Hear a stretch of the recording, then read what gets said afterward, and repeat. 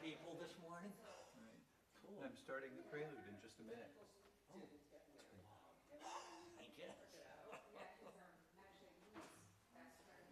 That will be lovely.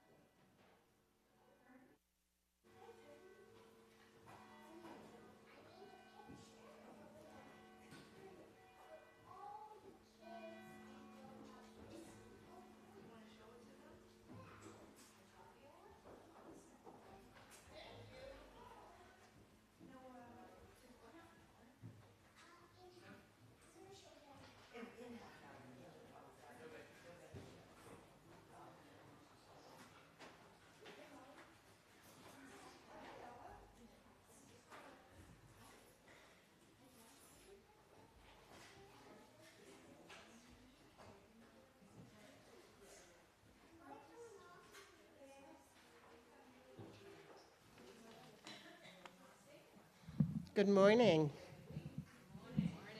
Welcome to Second Parish in Hingham, Unitarian Universalist. I'm Pam King. Nice to see everybody here today. I have a few announcements. Today is the second Sunday of the month, and as is our habits, we collect for a charitable organization. This month will be for the Elizabeth Rose Olson Foundation, started by longtime members of this parish, Len and Marianne O'Connor, in honor of Elizabeth Rose. The foundation,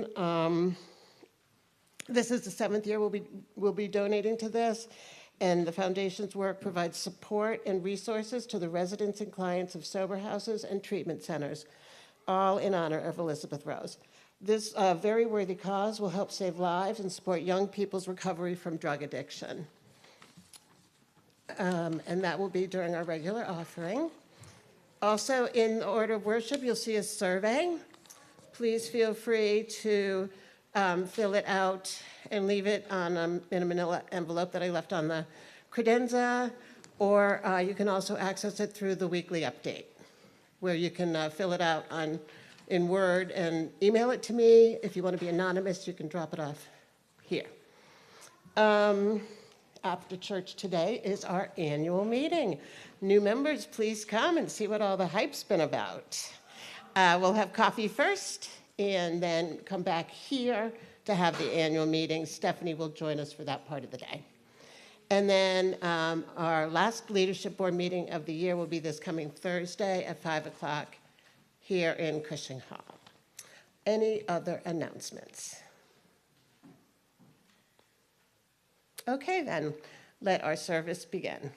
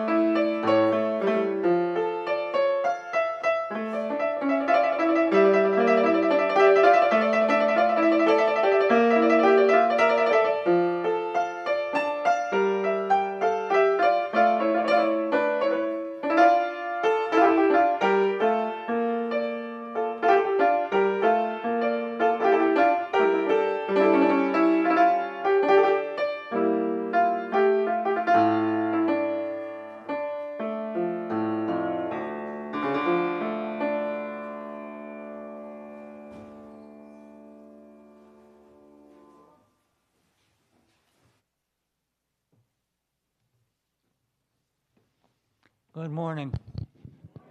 Good to see you all. Say it loud enough so everybody online can hear you too. There we go. How fortunate, how blessed we are to be in this place, amidst this beauty out the windows, amidst this beautiful gathering of friends. Some friends known for many years, some about to be known. How blessed we are, how fortunate in the midst of our troubled world that we can retreat, come to this place of peace and of love shared. This place where all are welcome, whatever the color of your skin, your ethnic background or life story, gay or straight, welcome this Pride Month and always welcome. All are welcome to this place of peace and love. That we might then go forth, better able to bring the peace and love we feel and gather in our hearts here to a world in need of more peace, more love, always in need, that we might bring to our lives and our households, our families, our friends, colleagues, neighborhoods, our world, that we might be among the helpers and healers in this world we share. Yes, how blessed we are, how fortunate to be in this place for this hour with one another. And how lovely it is to sing together one of our old, I speak for myself, but maybe yours too, favorite hymns, Morning Has Broken, What's Not to Like, number 38 in your gray hymn books.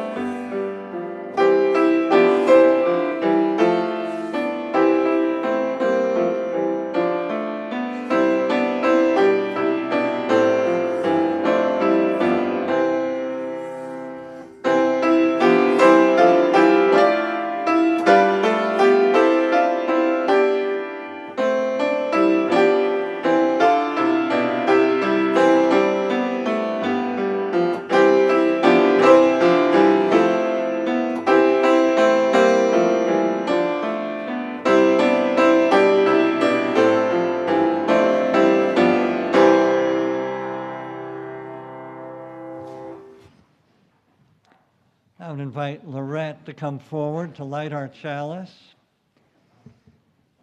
One of Second Parish's new members, I gather. Putting you right to work, Lorette. It's good. And as she does so, we might say the covenant of Second Parish, which is printed in your order of worship. With love for each other and with respect for each person's search for truth, we unite in the Spirit of Jesus for the worship of God and the service of our neighbors. Thank you, Lorette. And now I'd invite the children who are here and anyone else who's feeling young at heart to come forward.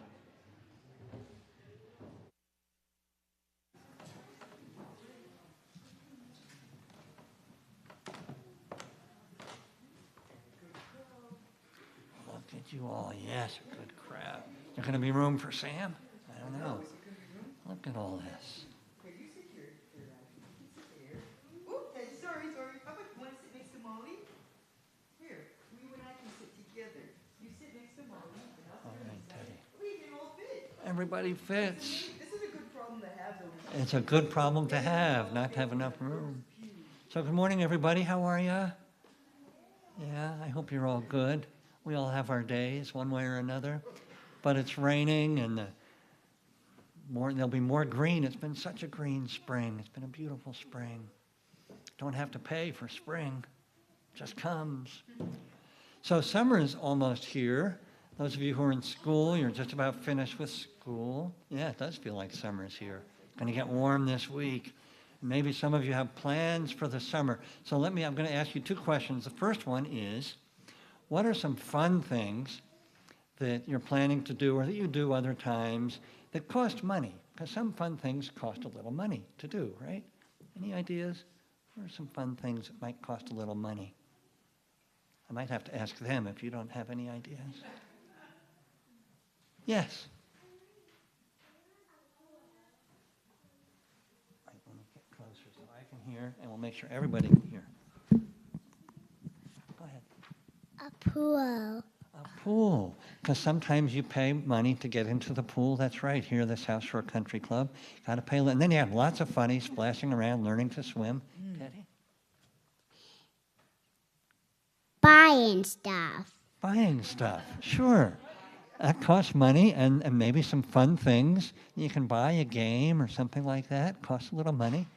Sam? Going to an amusement park? Going to an amusement park, that's right. That costs a little money. All fun things that cost money. Now I'll ask you the second question. Maybe you can guess what this is. What are some fun things that you can do that don't cost anything at all? Yeah. Go to a friend's pool. Go to a friend's pool, sure. It's lucky to have a friend with a pool. Play outside. Play outside, that's great. Go on a walk. Go on a walk, yeah. Go on the water slide. Go on a water slide, that's right. Yeah, Teddy. I think it's, Your mom's waiting to hear what you're going to say. it is a slide. A slide, sure, yeah. If you go to Nantasket Beach and park on the street, you don't have to pay. You can just jump in the air. This is a local girl. That's right, Molly. That's exactly right. Going to the playground. Going to the playground. So many things. I'm actually very pleased that you thought of more things that you can do that don't cost any money, because sometimes we don't have money in our pockets. You got more things too, Teddy? One more thing. I think it is going upstairs. Going upstairs, sure. Yeah. Fun things upstairs. So I have a song for this. Are you surprised? A song. And it's all about some things that you can do for fun, and we're going to do right now, in fact, some of them that don't cost a thing. And it goes like this, and it's easy to sing. Maybe some of you know it. You gotta sing when the Spirit says sing. Does it cost anything to sing? No. You gotta sing when the Spirit says sing. When the Spirit says sing, you gotta sing right along. When the Spirit says sing, you gotta sing right along. Sing when the Spirit says sing. So let's do that again. You gotta sing when the Spirit says sing. Let me hear you. You gotta sing when the Spirit says sing. When the Spirit says sing. When the Spirit says sing, you gotta sing right along. Sing when the Spirit says sing. Now, some of you had ideas for playing, of different kinds of playing. So you gotta play when the Spirit says play. You gotta play when the Spirit says play. When the Spirit says play, you gotta play right along. Play when the Spirit says play. And when you're singing, you could also dance, and you can kind of dance in your seat. You gotta dance when the Spirit says dance. You gotta dance when the Spirit says dance. When the Spirit says dance, you gotta dance right along. Dance when the Spirit says dance. On a couple you mentioned the beach. You gotta swim when the Spirit says swim. You gotta swim when the Spirit says swim. When the Spirit says swim, you gotta swim right along. Swim when the Spirit says sing. Well, we could do this all day long. So many things to do that don't cost anything. But we'll end with singing again. Let me really hear you. Let everybody online hear you. You gotta sing when the Spirit says sing. You gotta sing when the Spirit says sing. When the Spirit says sing, you gotta sing right along. Sing when the Spirit says sing. Oh, that's great singing. Thank you all. That was, I think you're going to have a great summer, and mostly it's not going to cost you a cent. It's great. So we're going to sing you out now and have a good time with Sunday Adventures. All right, off we go. Mark, let's sing them out.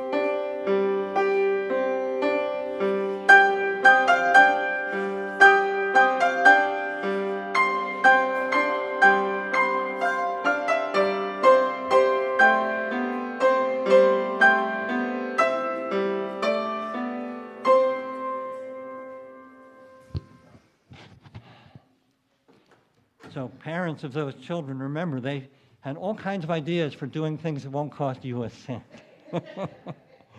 And hopefully the other fun things won't cost too much. Our responsive reading comes from an ancient text. Many of you are no doubt familiar with it, the Tao Te Ching. That's the way of life, or the way of virtue and power, from maybe 2,500 years ago, a long time ago. And this, of course, in translation from the Chinese text. The words are printed in your order of worship. Perhaps, Pam, could I ask you to read the congregational line so folks online can hear it all? Thank you so much.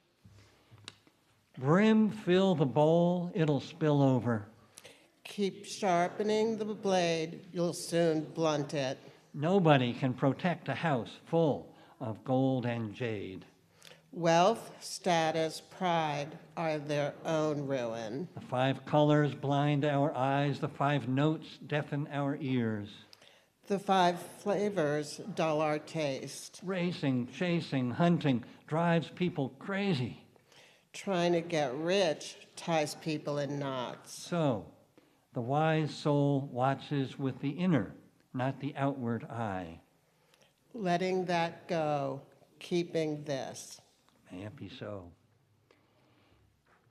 During our next piece of music, you're invited to write a joy or sorrow or concern on one of the cards in your pew, and then the ushers will collect them for sharing in a moment.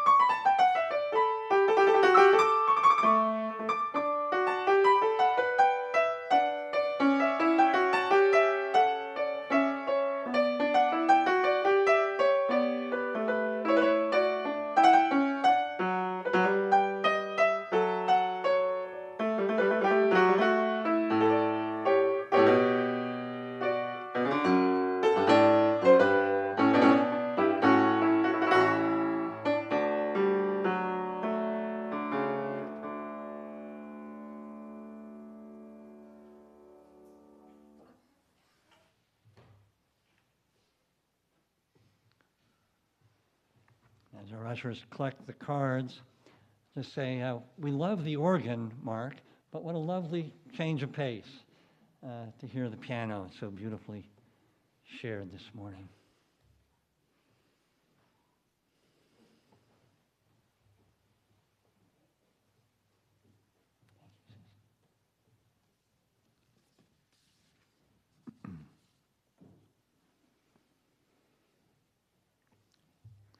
So first, this concern for Sean's brother-in-law, Joe, who is struggling to recover from kidney cancer surgery. And we send our prayers to your brother, Joe. A joy for all the people who work so hard to make this place so nice. You know, nice can be a too often used word, but it applies. This is a very nice place and a nice congregation filled with good, hardworking folks. So a joy for that. A joy that our son graduated from college and has a job starting next month. Yeah, a lot of people seem to be able to relate to that. We hold these as well as any sorrows or joys, unspoken, unwritten, yet we know deeply felt in hearts among us. We hold them with love. And we sing Spirit of Life.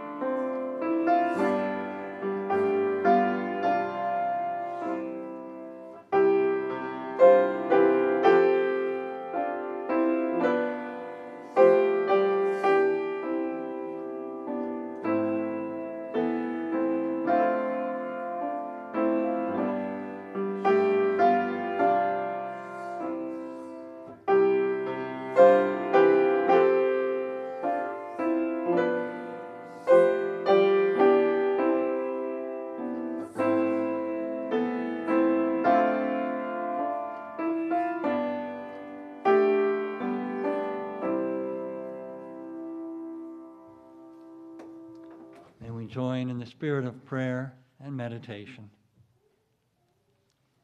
Spirit of life and love, known by many names, come unto us. As we quiet our too often busy minds,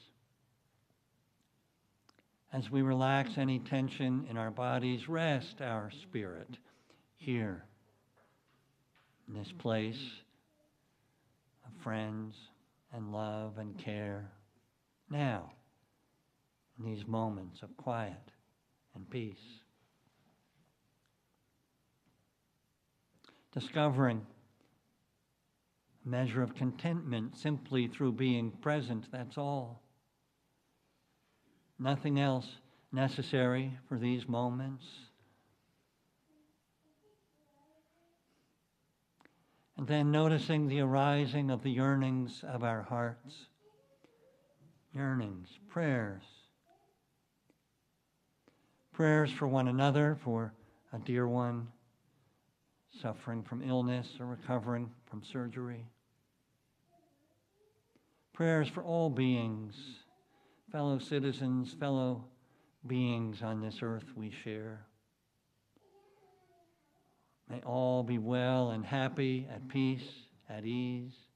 May the hungry be fed, the homeless find shelter. Those in the midst of war find peace. Those who are oppressed find liberation. And prayers for ourselves, our own lives, that we might find the courage for the facing of our days, whatever they may bring. That we might manifest love and kindness each day in every way. Now may we enter the silence led by the bell.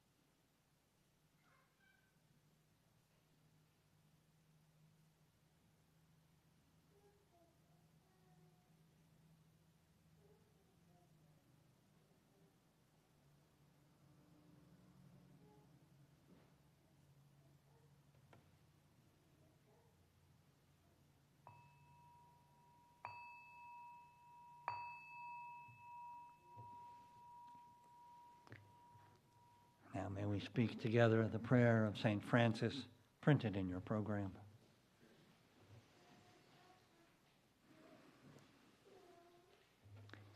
Lord, make me an instrument of thy peace. Where there is hatred, let me sow love. Where there is injury, pardon. Where there is doubt, faith.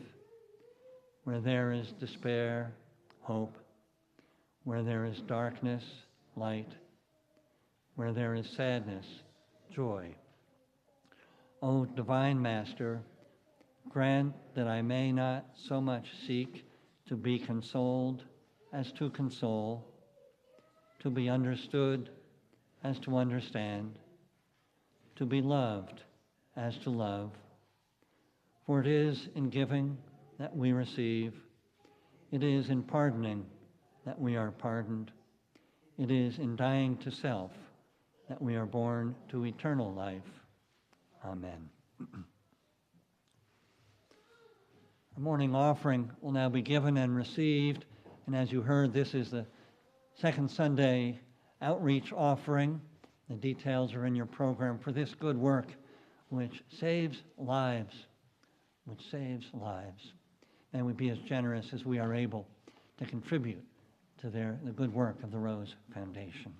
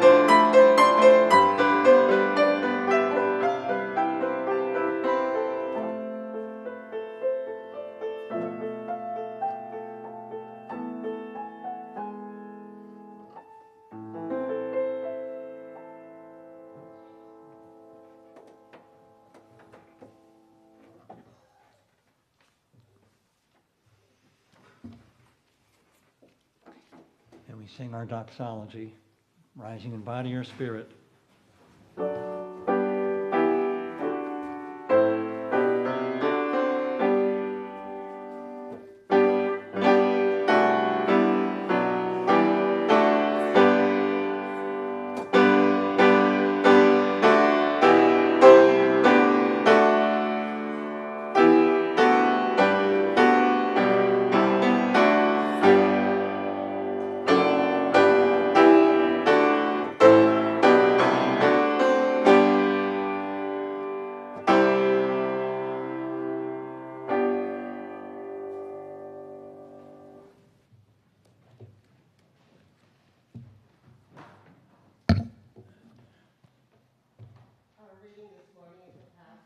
Gift from the Sea by Anne Morrow Lindbergh. When Reverend Ken asked me to do the reading, I was so moved because my mom read this to me and my brothers on the Cape on rainy afternoons in the 60s, and it's one of her favorites. Intermittency, an impossible lesson for human beings to learn. How can one learn to live through the ebb tides of one's existence? How can one learn to take the trough of the wave? It is easier to understand here on the beach, where the breathlessly still ebb tides reveal another life below the level which mortals usually reach. In this crystalline moment of suspense, one has a sudden revelation of the secret kingdom at the bottom of the sea. Here in the shallow flats, one finds, wading through warm ripples, great horse conchs pivoting on a leg, white sand dollars, marble medallions engraved in the mud, and myriads of bright-colored coquino clams glistening in the foam, their shells opening and shutting like butterflies' wings. So beautiful is the still hour of the sea's withdrawal, as beautiful is the sea's return, when the encroaching waves pound up the beach, pressing to reach those dark, rumpled chains of seaweed which mark the last high tide. Perhaps this is the most important thing for me to take from beach living, simply the memory that each cycle of the tide is valid, each cycle of the wave is valid, each cycle of a relationship is valid. And my shells? I can sweep them all into my pocket. They are only there to remind me that the sea recedes and returns eternally.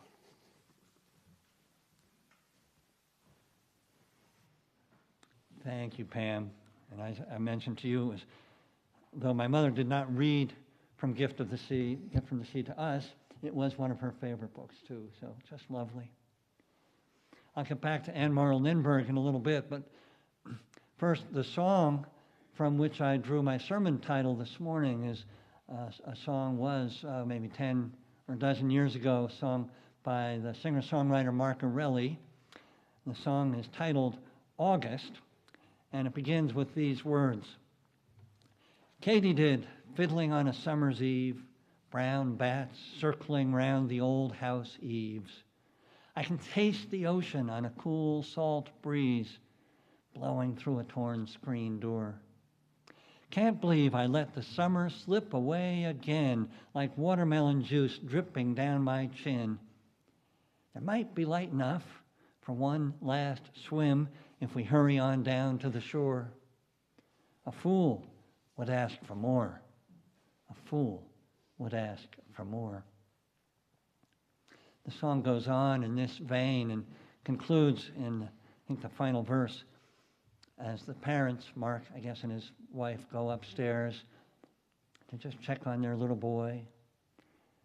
God bless this little vigil we keep, the words of the song say. Now we know, and Mark Arelli surely knows, that not everyone has an old summer house, not everyone has a child over whom to keep vigil, but of course this isn't the point of the song or of those words, a fool would ask for more. Rather, they're more in line with words from another Mark, better known Mark Twain, from a century and a half ago or so, words printed on your program, to be satisfied with what one has, that is wealth. That said, we also know that not everyone has enough, even for minimal, comfortable living. Whether the poor in our own supposedly wealthy nation or people just barely scraping by, or the poor anywhere around the world in the slums of Mumbai or Lagos, or these days amidst the war in Gaza or Ukraine or Sudan, wherever. And when you don't have enough food or decent shelter or peace, you're not a fool to ask for more. Of course not. Mark Arelli surely knows this too. Everyone knows or should know this, and Mark Twain certainly did. He was deeply sympathetic to the needs of ordinary folks, and people on the edge, consistently scathing towards those who misunderstood the source and purpose of their wealth. He once wrote a letter to Commodore Vanderbilt in 1869. He wrote, "How unfortunate and how narrowing a thing it is for a man to have wealth who makes a god of it instead of a servant." he went on in the letter. I won't share the rest, but in the same vein, his point, of course, is that wealth, not necessarily a bad thing, but it's only good if in service not just or primarily to ourselves, but to the wider world, to others, to the larger good. Now, most of us are not nearly as wealthy at all as a Vanderbilt of Mark Twain's time or a Bill Gates or Jeff Bezos of our own, but we might still be haunted, some of us, maybe all of us, some of the time by this drive for more than we need. There's nothing wrong with wanting things beyond our needs. It's a question of to what end, to what purpose.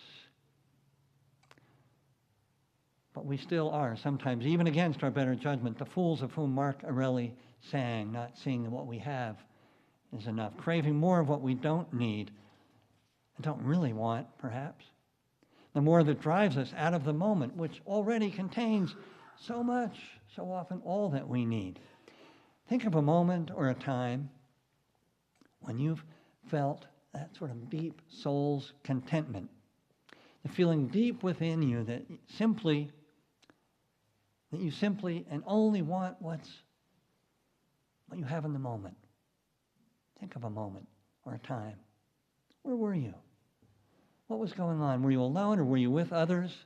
Perhaps quietly sitting together, being together, or maybe around a noisy dinner table with people you love, friends, family.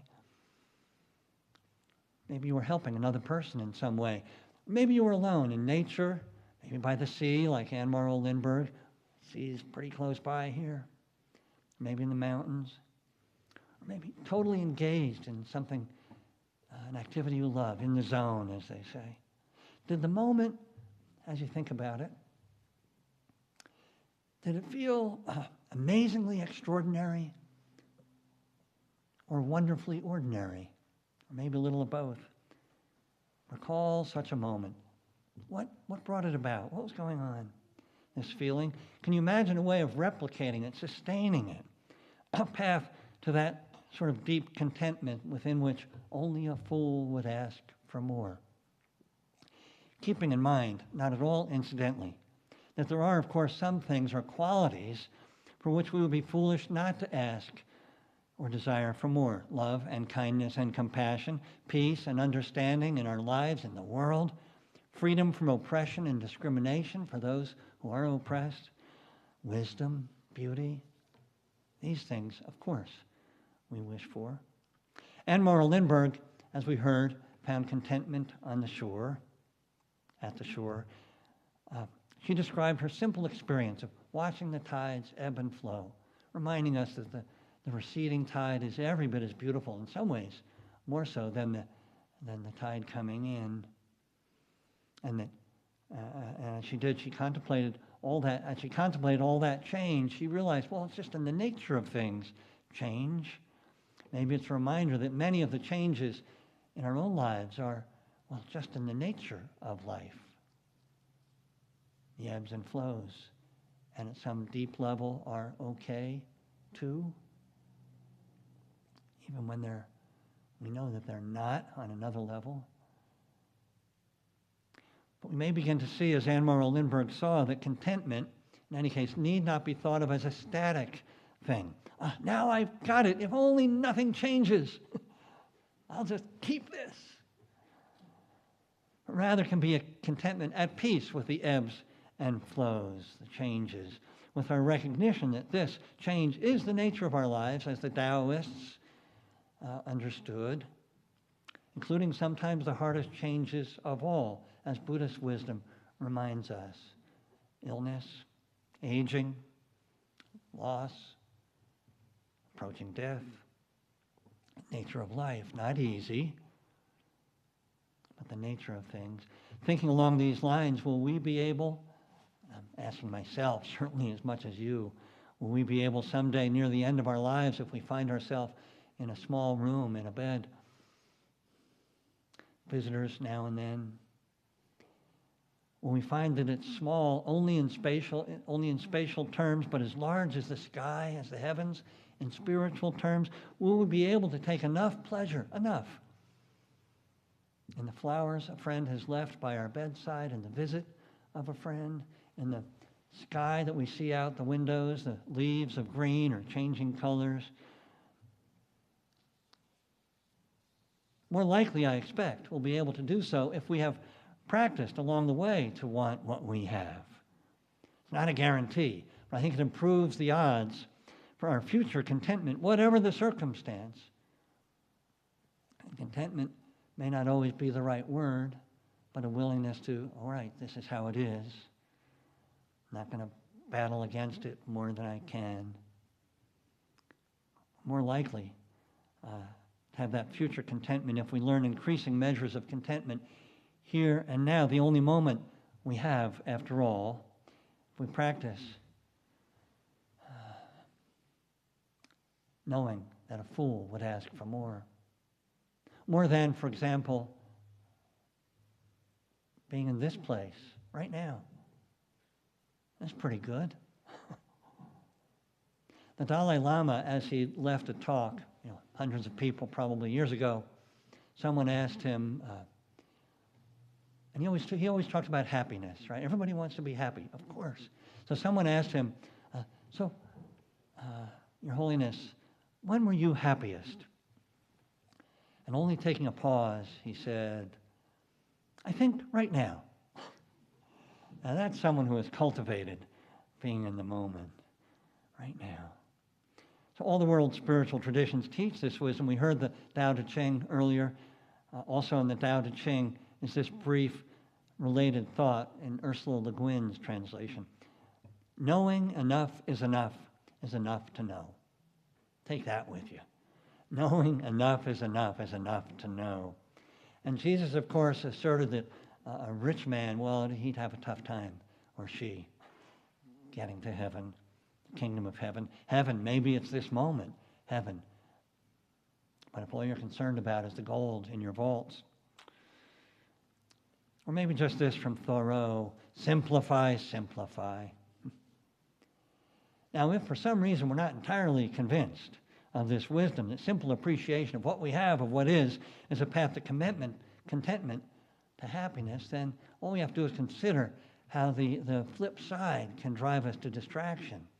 Always more, always seeking more experiences, more this, more that. Kind of frenetic pace can deaden the soul, exhaust us. But our culture, in so many ways, touts more as the path to happiness. Kind of mantra, the new electronic gadget, the better car, the bigger house, more experience, and on and on and on. Our politicians, left and right, Democrat and Republican, cannot seem to question the accepted wisdom that progress means more, an ever-growing economy on a planet that is, the last time I checked, about the same size as it's always been, with the same ability to sustain flourishing life. This planet which is suffering from this more that we continue to make.